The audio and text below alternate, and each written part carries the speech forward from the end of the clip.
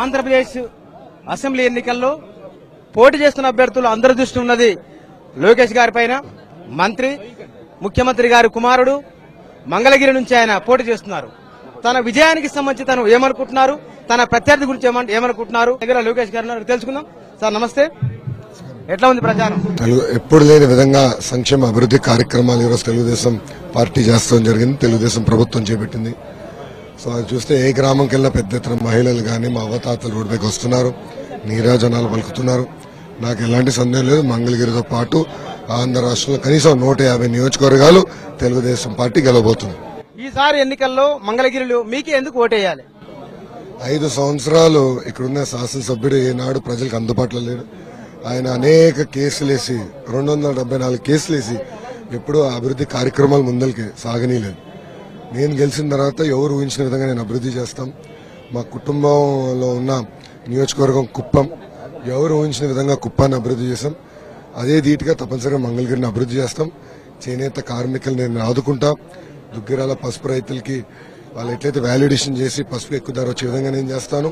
మున్సిపాలిటీలో ఉన్న సమస్య ప్రధానంగా ఇల్లు, డ్రైన్లు, పట్టాలు, ఈ సమస్యలు కూడా యుద్ధ ప్రాతిపదికన నేను పరిష్కరిస్తానని నేను హామీ ఇస్తాను జరిగింది. కావాలి జగన్, రావాలి జగన్. నేను ఆంధ్రప్రదేశ్ లో చాలా గ్రామాల్లో తిరుగుతూ వస్తున్నా. నేను దాని ఇంపాక్ట్ ఎంత ఉంటుంది అనుకుంటున్నారు? చంచల్ కూడా చెప్తుంది. ఈ ఎన్నికల్లో మీరు తెలుగుదేశం పార్టీ తరఫున ప్రజలకు ఏం చెప్తారు? మీ భవిష్యత్తు నా బాధ్యత. ఎందుకంటే ఎవరు చేయని విధంగా సంక్షేమ అభివృద్ధి కార్యక్రమాలు చేశాం. రాబోయే తరాలకు కూడా వాళ్ళ భవిష్యత్తు కూడా చంద్రబాబు నాయుడు గారు ఒక బాధ్యత వహిస్తున్నారు. ఈసారి 3 రకాల పోటీ, ముక్కోన పోటీ ఆంధ్రప్రదేశ్ లో కనబడుతున్నది. పవన్ కళ్యాణ్ ప్రభావం ఎంత ఉంటుంది అనుకుంటున్నారు? అది ప్రజలు నిర్ణయిస్తారు, నేనే చెప్తాను. దానికి మీ అంచనా ఏంటి? ప్రజలే నిర్ణయించాలి. ఇంకా ఇప్పుడు 11 రోజులు ఉంది, ఇంకా దాని తర్వాత పోలింగ్ ఉంది. ఇవన్నీ జరగని ఇంకా చాలా టైం ఉంది. ఇంకో పక్కన చూస్తే నేను ఇప్పటికీ చెప్పినట్లు 150 సీట్లు మేము గెలవబోతున్నాం. నాడు సందేహం అవసరంలా. 175 సీట్లకి 150 సీట్లు తెలుగుదేశం పార్టీ గెలవబోతుంది. కానీ సార్, చాలా మంది పండితులు కూడా చెప్తున్నది గ్రహస్థితులు అనుకూలంగా లేవు, గురుడు మాత్రం కొంత అనుకూలంగా ఉన్నాడు, మిగతా గ్రహాలు అనుకూలంగా లేవు చంద్రబాబు నాయుడు గారికి అని అంటున్నారు. 2014 కూడా ఇదే చెప్పారు, తెలుగుదేశం పార్టీ గెలిచింది. సో ఇప్పుడు చెప్పేవాడు చెప్తారు. మేము ప్రజల్లో ఉన్నాం. గ్రహాలు, నక్షత్రాలు అయినా మాకు అవసరం లేదు. ప్రజలు మాకు ముఖ్యం. వాళ్ళే మా దేవుళ్ళు. వాళ్ళకి అందుబాటులోనూ అహర్నిశలు పనిచేస్తున్నాం కనుకనే నాకు ఈ భరోసా. కానీ నేను సార్ ఇవాళ మంగళగిరిలో పొద్దున 6 గంటల నుంచి ఇప్పటివరకు తిరుగుతూ మాట్లాడుతూ వస్తున్నా. నేను చాలా మంది మాట్లాడుతున్నది లోకేష్ గారు కొత్తగా ఇక్కడ పోటీ చేస్తున్నారు కాబట్టి ఈ దీని మీద ఆయన గ్రిప్ లేదు, ఇక్కడ ఆయన చూసిన ఏ ప్రోగ్రెస్ చూసి ఓటేయాలి అని కొంతమంది నన్ను అడిగిన ప్రశ్న. 35 కోట్ల రూపాయలు నేను మంత్రిగా ఉన్నప్పుడు మంగళగిరి కోసం నేను శాంక్షన్ చేశాను. తాగునీటి స్కీములు ఇచ్చా. ఎవరు ఏ మంత్రి ఇవ్వని నిధులు నేను మంగళగిరికి నేను కేటాయించాను. సో ప్రజల మనోభావం లేదని నేను భావిస్తున్నాను. కానీ సార్ ఈసారి పోటీ టఫ్ గా ఉండబోతున్నది, పోటాపోటీ ఉంటది.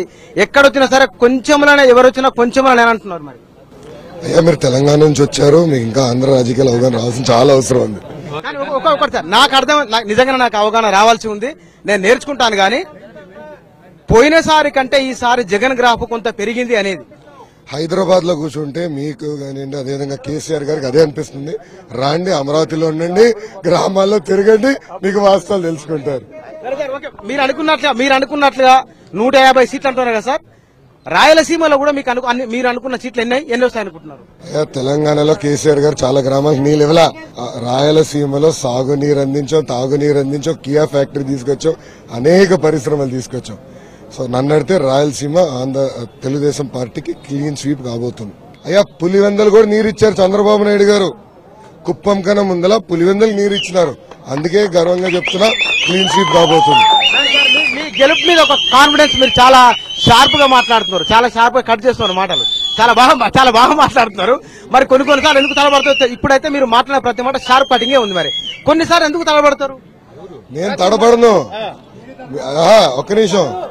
ప్రతిపక్ష పార్టీలు ఏం చేస్తారంటే యూట్యూబ్ లో కట్టింగ్లు పెట్టి ఈ మాటను ఆ మాట మార్చి గుచ్చి చేస్తారు. దానికి సమాధానం చెప్పాల్సిన అవసరం, ప్రజలకు నేను సమాధానం చెప్పుకుంటాను.